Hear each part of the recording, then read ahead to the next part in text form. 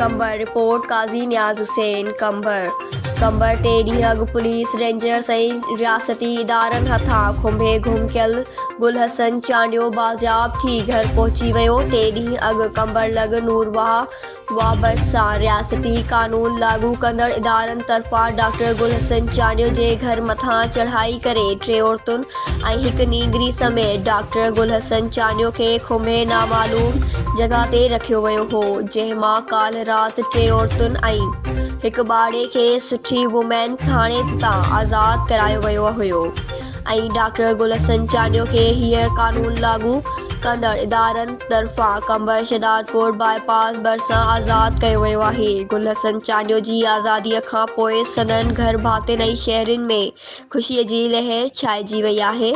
News Sindh express news कंबर।